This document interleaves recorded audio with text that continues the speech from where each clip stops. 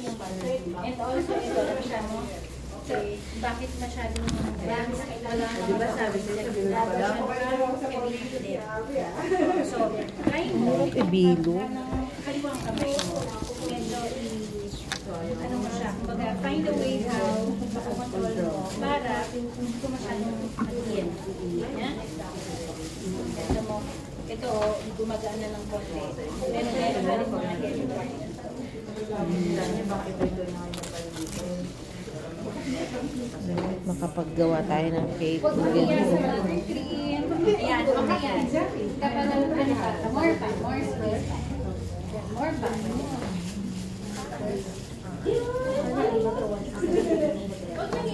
Tatlo yun, no? Tatlo?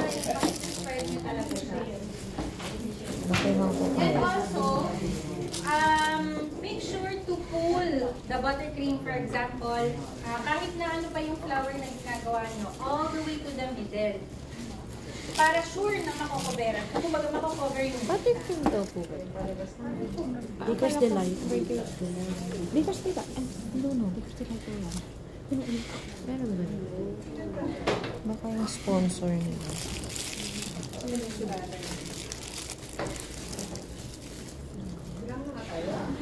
Abot yung table.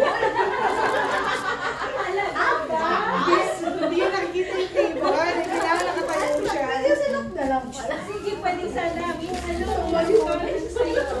Buttercream ng Baker's Delight or It's a mix of both. We always, when we do the Baker's Delight, whipping cream, we mix the two flavors. Like the buttery flavor, tsaka yung classic. Like 90% of the time, we mix it unless kailangan talaga namin ng white. Why? First, for some reasons, mas maganda yung consistency niya. Kasi the white itself, medyo may tendency yung white na maging mas runny. Or mas, hindi runny or hindi grainy, pero mas softer yung consistency ng white in general eh. So by mixing it with the yellow, parang nagiging mas stable siya. 20% water. Tikit ba? Apo, 50-50. Like we do it 50-50. Parang ang dali pag pinapanood Tapos sila. mas masarap siya. I mean, the white alone or the butter flavor alone is actually good. Pero pag pinagsama mo sila together, Wala. promise. Ang pangit mo. 5 sa akin. Ay, 6 nga eh. Pwede din naman po. Dahil impressionation naman daw po siya. Hindi kailangan super perfect.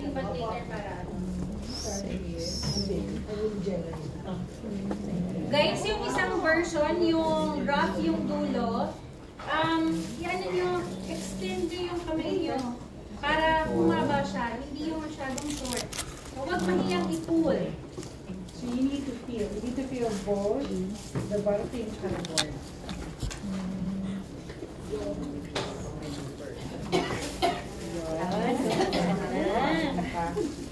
Ba't hindi sila magkakadikit? Wala. Kasi nga, we're not here to convert using Baker's Delight. Kung saan ka masaya, doon ka. Ito, okay naman yung straw, kaya lang too far away naman siya. Pero the Baker's Delight, kasi, halimbawa, may mga estudyante rin kasi kami, for example, nakatira in colder places, like Baguio, ganyan. The tendency talaga ng Baker's Delight, ng mga ganyang kind of buttercream is, nagiging matigas siya. And there's nothing wrong with microwaving it first before you use it. So siguro mga 20 to 30 seconds. And you can microwave the tub alone kasi hindi siya naka-foil, di ba Mia? Yes, chef. Malapit na, chef. Sabihan mo kami! Lapit-lapit na. Sabi namin, ha? Nasa kumili pa sa hindi. Anong gagawin yan? Bet namin ang ano yan. But that's how you support, di ba? More pa ha. O, diba? Ay, kung pwede mo na. Kala ka mag-a-assist ka. Sige pa, more pa.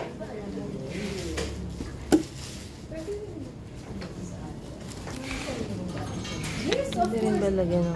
Question, pwede daw ba ito sa yung typical buttercream? Any type of buttercream, any recipe, kahit na Swiss meringue, Italian meringue, crusty type of buttercream, royal icing, any type of frosting na thicker, medyo thicker yung base pwede. Also with ganache. Guys, when you color ganache, make sure to use oil-based colors, ha? Kasi baka mag-split yun. Ang oil-based colors here in the Philippines, not very common, pero ang alam namin yung brand is Cross Colors. I think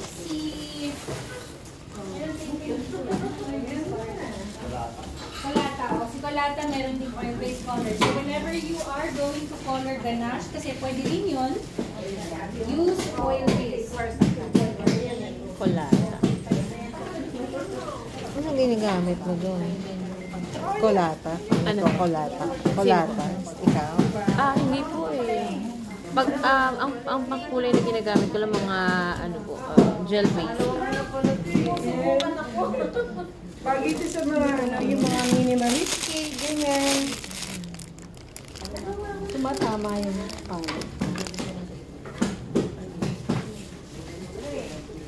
Sinong mga maraming sino nag-offer ng mga bento cake? Ayan. Diba? Sobrang ano yan, sobrang diba? Oo. Pwede na, pwede na. Pwede na. Pwede na tayo. Bakit na yung sira lang ito?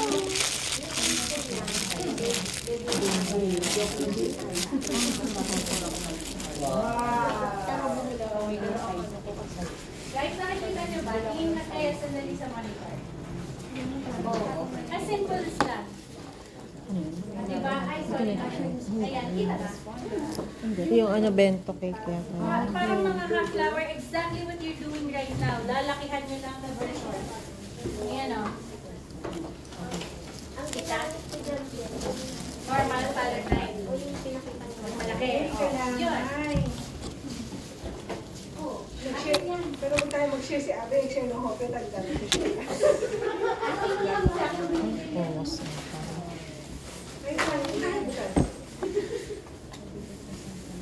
Yung spacing lang ako.